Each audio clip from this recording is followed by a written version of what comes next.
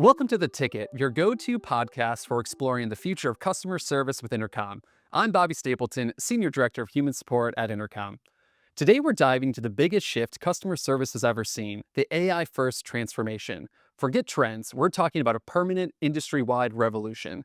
Joining me is Ruth O'Brien, Senior Director of Automated and Proactive Support at Intercom, to break down the key insights from our new 2025 Customer Service Transformation Report. We'll explore how AI is rewriting the rules, what that means for support teams, and why businesses need to adapt fast. Thanks so much for joining me, Ruth. It's good to be here. So Ruth, Intercom has been publishing this annual customer service trends report for many years, but this year's report is a bit different. We're focusing not just on the stats, but on this bigger transformation that's going on across all of CS. So tell us a little bit about that. Yeah, it's like you said in the intro there, this is an industry-wide transformation. This isn't a trend. Like previously, when we would do these reports, it would be whatever was, the hot new thing that's going to be around for maybe like a year or two and then fade into the distance. But AI is here to stay and it's only going to get better and better. And as you all know, in us working together, it's really disrupting our industry and it's only going to continue to do so. Yeah, it's less of like, okay, yeah, here's the flavor of the year, flavor of the month, but like no big radical changes. And it was crazy to see that feedback come through loud and clear from the survey responses. Yeah, it's not like a piece of software, that everybody's excited about, like one tool that will have a competitor in a couple of years. It's like it's like a whole other concept, right? Yeah, AI for transforming customer service. big thing. So let's talk about that first chapter of the report, that AI investment. So things like using an AI agent to answer customer questions or an AI co-pilot for teammates or language translation. So the report highlighted that 76% of support teams invested in AI in 2024, which was up from 56% the previous year. And looking at this year ahead, 79% of support teams are planning to invest in AI. And so, yeah, this is like this big swinging change. And like, from your view, what do you think is driving this change? And like, where do you think support teams will use this AI to focus on in 2025? Yeah, honestly, I was more surprised to see that there's still 21% who are not investing in it this year. Last year, when we ran the trends report, not the transformation report, it made sense to me that some folks were still thinking about it, seeing if it was a trend versus a transformation. But now it's beyond me how certain teams are not like getting on this at the moment. There's some industries or some types of service where I guess they want to stay human to human forever. But I would think that most teams, not just 79%, would have been planning to get on it this year. Yeah. So like that actually surprised me more than anything that it's like only 79%. What else do you think is driving some of the change? Like, what parts of AI do you think people are most interested in? I guess now that people are seeing it on so many websites or services, the more you see it out there and you see your competitors using it, I assume that any folks who weren't on it already last year are like, right, I better actually get on it now. And also the technology is getting better and better. Yeah. So it started to be very good, like just over 2 years ago when ChatGPT burst onto the scene. But I do think then folks were still like a bit skeptical. They thought that anything that they saw that was good was like heavily marketed. But over the course of the last 2 years, so many companies, ourselves included, right, are starting to implement this transformation in a really, really positive way. And it's actually better for customer experience, which I think was a bit of a myth previously, that this was like only technology for efficiency and it was actually going to damage the customer experience, but make your team cheaper to do business with. But it's actually more and more folks are seeing now that it's better for customer experience. And I think that's part of the game-changing numbers that we're seeing now as well.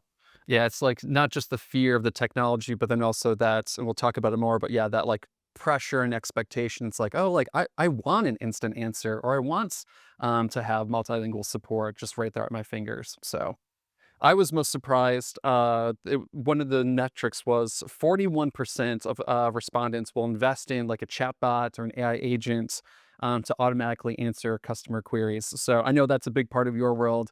Do you think, were you surprised 41%? Did you think that'd be higher or lower? What do you think about where that's been trending? I always am wondering why it's not higher. But again, like I work in a company that's very AI first, like it's everything that we do, right? So of course we're going to be trying to like lead the charge here. But in terms of support teams unlocking the capabilities, of scaling their business and actually still delivering amazing customer support. I am still wondering like what's holding that other, what, my maths, 59% back. Yeah. Um, but it is good to see that more and more are considering it. But again, it comes back to what I was just saying about so many teams. Like if there's like a skeptic about AI leading the charge of the customer service team, often they think, like I said, that the experience side of things is going to be bad. Or that like there's going to be so much work involved that they may as well have just gotten the humans to answer the questions in the first place. And I've also heard of some folks, like they'll say, we don't have budgetary constraints. And I'm like, that's nice. What support team is Yeah. able to say Of that? course. This. Yeah, but there are teams where like they are not thinking about efficiencies because they're like, no, our humans are answering things quickly. Like we don't need to worry about cost at the moment. So why would we look into this?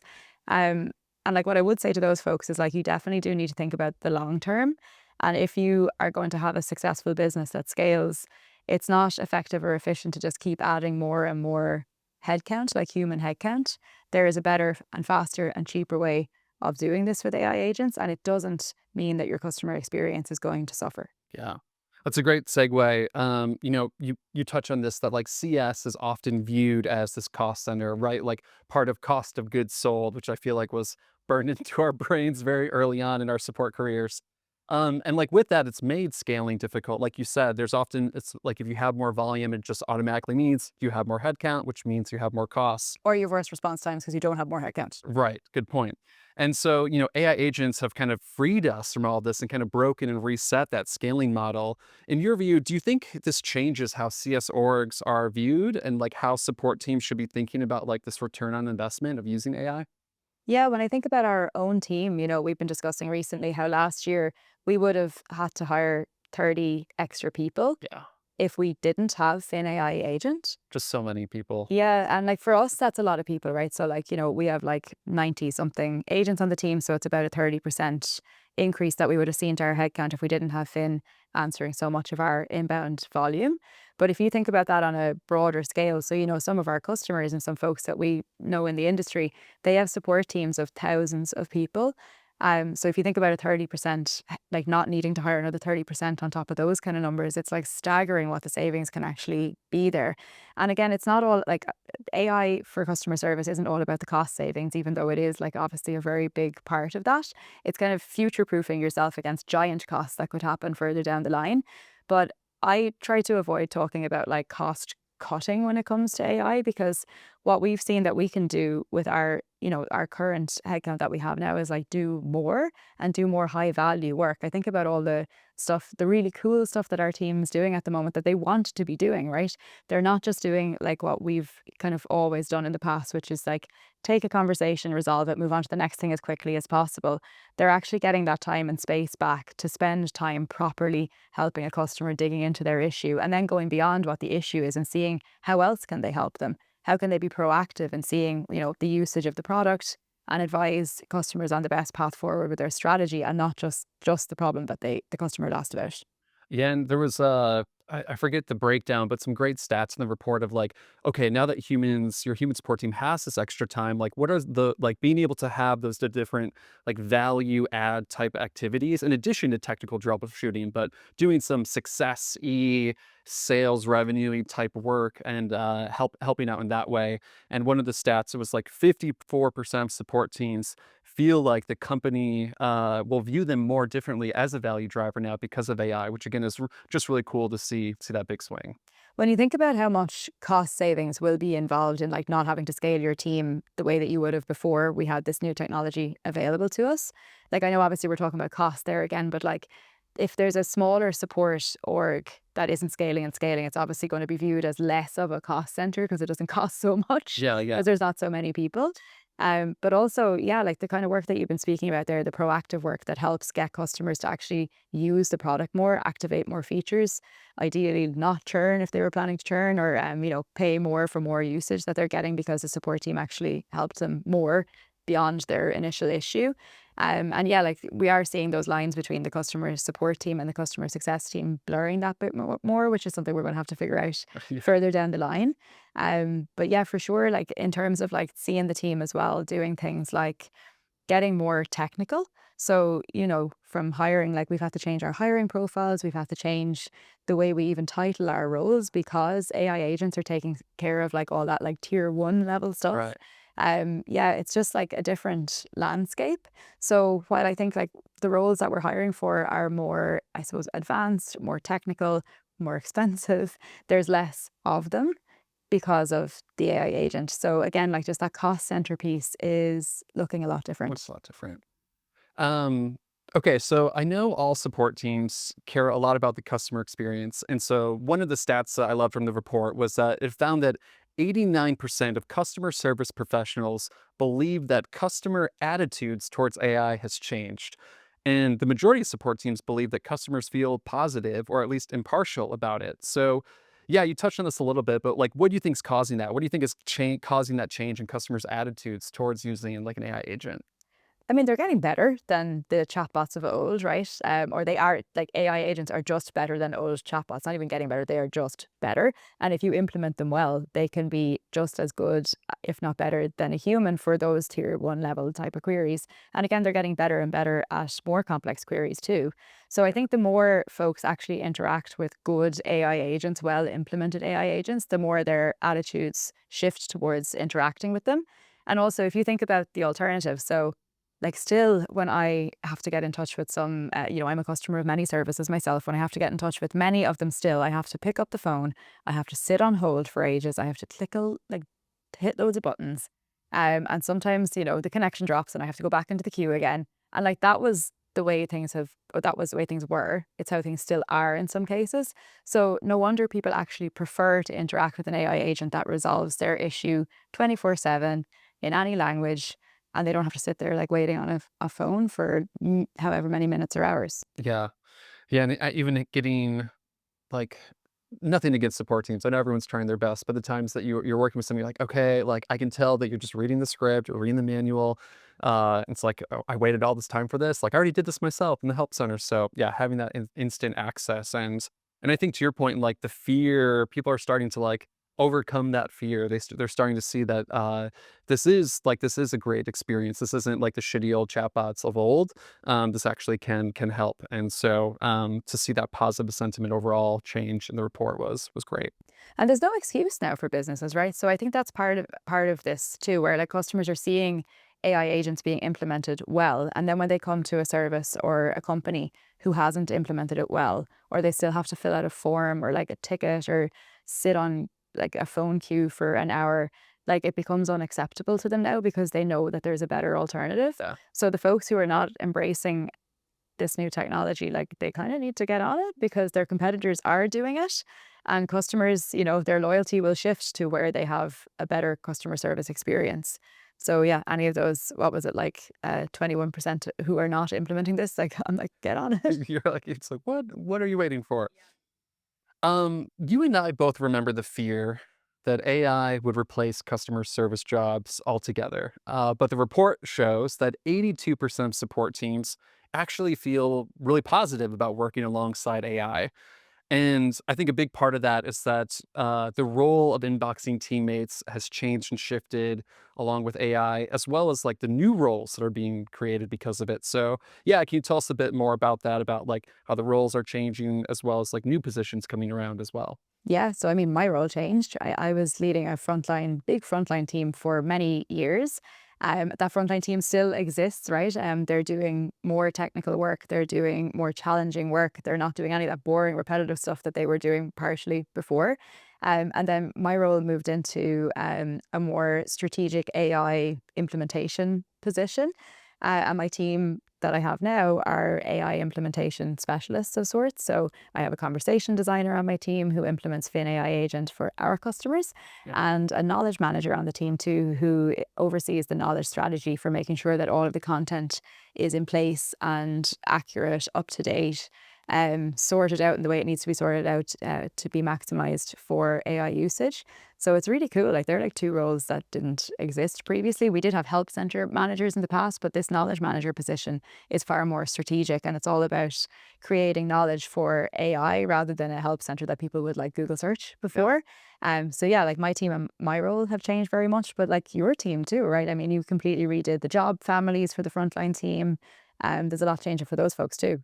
Yeah, and I was excited and validated, I guess, to see some of that come through from the survey respondents and in the report that, yeah, this isn't just like, oh, this is Intercom, so of course, like we're talking about this and doing it, but to see like a lot of respondents say, yeah, they are changing job titles, they are changing salaries, they are adding new career ladders because of the type of makeup that's now coming through to humans requires more technical expertise, more ambiguity, more cross team collaboration.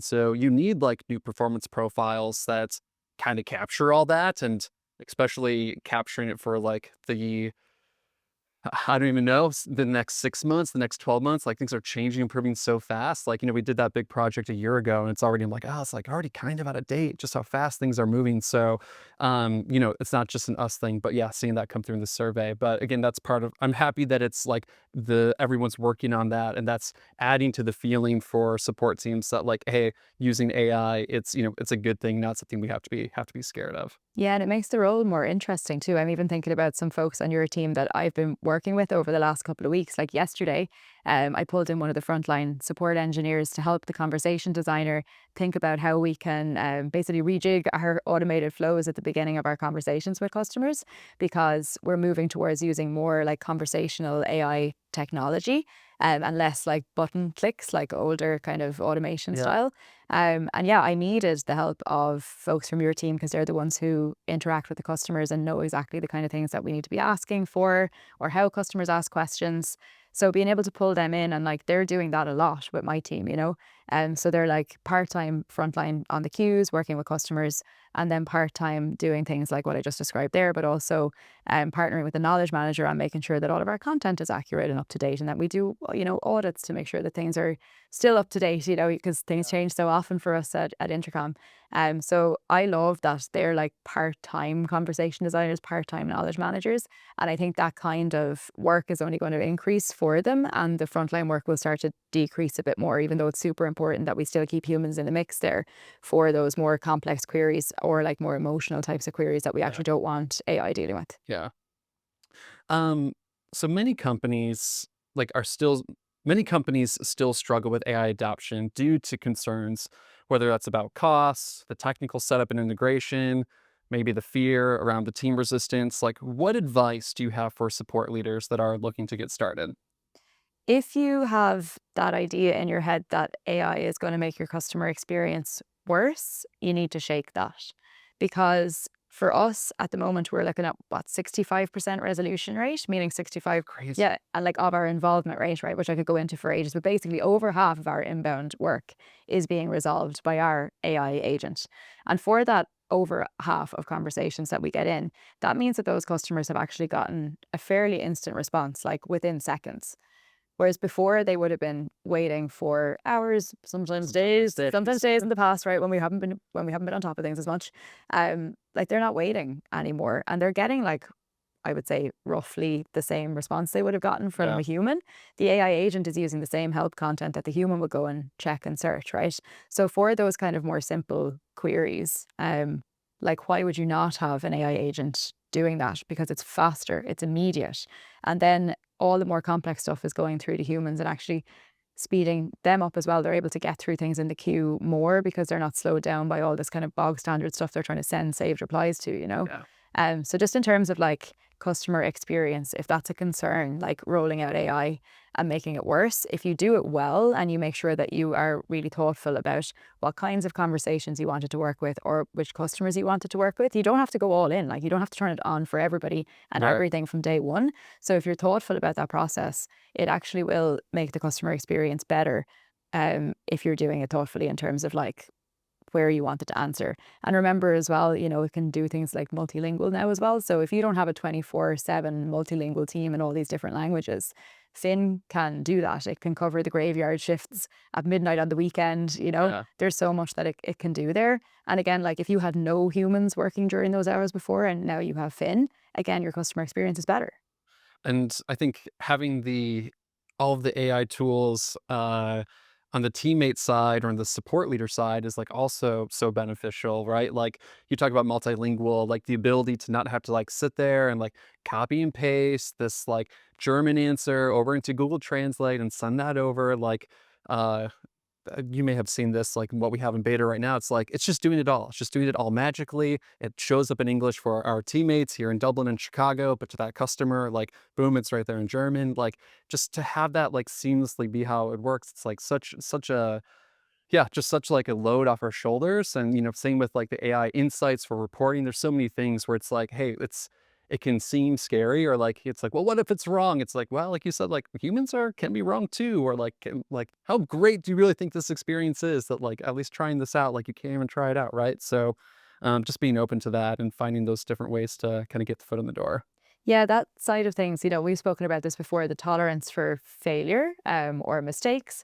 Uh, some folks, I think, expect AI to just like completely work out of the box and be perfect every single time, but they don't have that expectation of a human teammate. So they don't expect somebody on day one on the job to be able to answer everything perfectly, nor would they set them live for everything and every customer. Yeah. And then, we know this from like doing QA reviews for humans. They don't always have the right answer. Their tone wasn't always perfect. Like, I mean, our team are excellent, right? But like, there are times where like it wasn't 100%.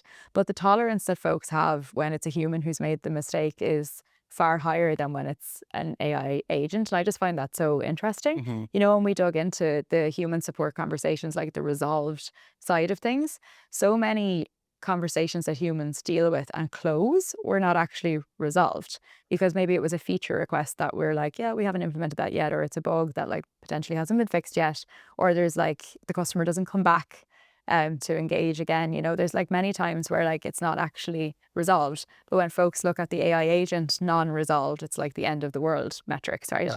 So I just think that's such an interesting shift in psychology for support leaders to think about like the tolerance levels that you actually would have for your AI agent.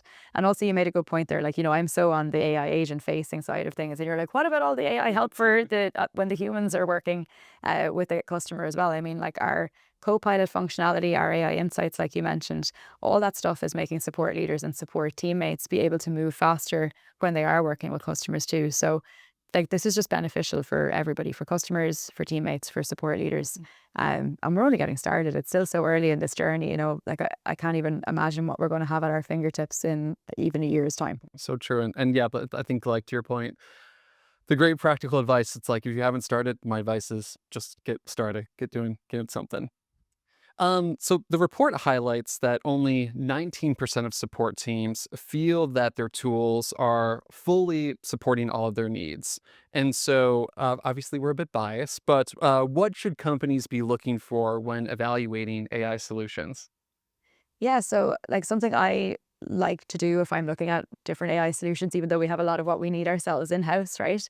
I really lean on customers' real stories about this stuff, because Okay. like, you go to a marketing page and it's always going to look super flashy. Ours included, we have a lovely marketing page, but it's going to look great. There's going to be beautiful narrative about how amazing this is for your business. And like, I'm sure you know this from, previous experiences buying software. The reality sometimes of like how it actually works and how good it is might not match the marketing side of things. And what I've learned is that if you're actually able to like read some stories from customers who've implemented that technology really well, or somebody who's used it and you can actually have a chat with them about it, or the company will allow you interact with somebody else who's using the product and service, like that's incredibly powerful and that's something I really look out for. So for anyone evaluating any new software, like if you can figure out ways to like hear from actual customers of that software and not just the marketing pages or just the sales folks. Again, our salespeople are amazing, but yeah, like you're definitely going to get the more raw version. And if somebody who is a customer of a service is super happy, like then you're onto a good thing. And it's a good point too that like the what's on the website might look super easy. It's like one click and it's installed. And then in reality, you're like, well, it wasn't. And so that initial setup or the initial maintenance, I know some of our customers have recently switched over to using Fin, talking about our competitors. It was like, oh, this was all this work on the back end. I would always have to reach out to them.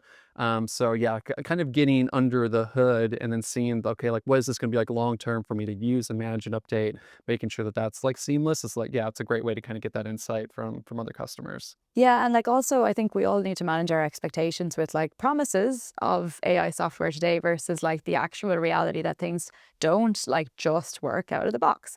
Like there's stuff that you actually need to do. You need to come up with a strategy for how you're going to implement it. And again, you can learn from industry peers about that, or brainstorm and figure it out with your team. But like also recognize that AI for customer service is a strategy. It's not turning on a button or like installing a piece of software and then everything is just going to work beautifully. Like even when I think about the content maintenance side of things, we put a lot of time and work into ensuring that our content is accurate for Fin AI agent and for Copilot to use for our teams. And like that's, we have a full-time person in seat for that. We have help from the rest of the team. And over time, there should be less human time needed for that because AI is getting better and better to help keep things up to date. It's very cool, yeah. And suggest content updates, doing things on the fly when a human's having a conversation with the customer saying, hey, this should live in your help center. So you never have to deal with this again. There's a lot of really cool stuff happening there. But again, it's evolving. So that like perfect out of the box and you never have to actually like do any work yourself side of things, like managing those expectations and recognizing that, I think will actually help a lot as well in terms of feeling like when you do purchase some tooling that you're aware that it's going to take work to implement it and make it successful. Yeah. Well, to close this out, the report paints a really clear picture of like, again, all the AI impact for today. But where do you see this AI first customer service evolving? In my notes, I wrote down over the next 3 to 5 years, but even though I guess over the next like 1 to 3 years, with just how fast things are going. Yeah, 3 to 5 years. Oh my God, like who knows what it's going to look like then? I think even like 6 months, 12 months. The customer experience side of things is where I'm leaning. Today we talk a lot about customer service as a team and a concept. We talk about customer success. We talk about like sales and marketing and like all the different ways that customers interact with your business. And like, this from working across multiple teams when we have customer interactions, like a customer doesn't really care what team you're on and they shouldn't really ever know that either, I guess. Yeah, I think about times, if a customer is getting passed from one team to another, I'm hoping like, and I know actually that AI is going to help us deliver better customer experience across the board and not ever make customers feel like they're dealing with like segmented departments. And like we see that even, what I was saying to you there about like our team, our customer service team doing more success like work totally. Yeah. because so much of that kind of classic service stuff is being done by the AI agent now. And there's just like more and more of that happening where AI is enabling us to have a more seamless experience for customers in their interactions with like us as a company and a brand. And I think that's really exciting. And hopefully you don't need like 3 or 4 different AI agents, like one for sales, one for marketing, one for success. That like, Yeah. I think that they're all going to work either work more seamlessly together or agents are going to do like all of that, which is really cool. Maybe that's the 3 to 5 year side of things, but I think we're going to get there faster than we think. And I feel like right now it can still novelty is the wrong adjective, but there could still be this like novelty factor to it. It's like again, it's like, oh, it's nice to have. And in the same way nowadays, it's like, well, of course I use the computer for my job. And it's like, of course I use the internet to do my job. It's like, this will just be, it's just like part of, it will be so ingrained. It'll be just such part of what we do. We won't be able to fathom the times where we used to have to go back and like manually calculate something on a report or make these edits or be like, what questions do I need to ask to figure out my demand analysis? Now it's just all like right here presented and knows it even before you do. Um, yeah, it's those days they're coming up quick. And again, I continue to just be surprised. I mean, I'm saddened by the docs that I wrote where I was like, we'll never have a res rate above 50. Like Intercom's, our product is too complicated and we're this special snowflake company. And then it's like, nope, okay, here we are. So it's pretty unbelievable stuff and it'd be cool to see where it all goes. I'm actually laughing at what you just said there about like the kind of skepticism around the resolution rate. I was with one of our new hire onboarding classes earlier today going through our company values. And one of our company values, as you know, is open-minded. And I was holding my hands up being like, right, when we started building Fin, I was like a little bit skeptical of myself as a support leader, risk averse, thinking all we'd ever seen was like less than 10% resolution rate with our old bots. Like, Yeah. how were we ever going to get something that was going to resolve our very complex and broad queries that we have? And here we are today with 65%, and I'm like eating my words. And I have a full-time job from this.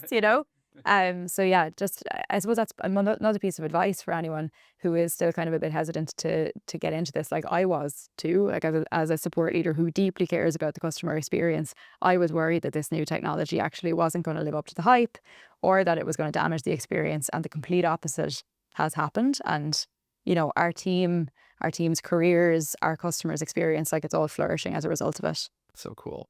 Well, Ruth, thanks so much for joining me today. It was great hearing all your thoughts on the report. And as always, love chatting with you. Make sure to check out the full report. It's packed with insights on how AI is reshaping customer service as we know it. You'll find it at inter.com/transformation. The link is in the episode description. Thanks so much for joining us on The Ticket.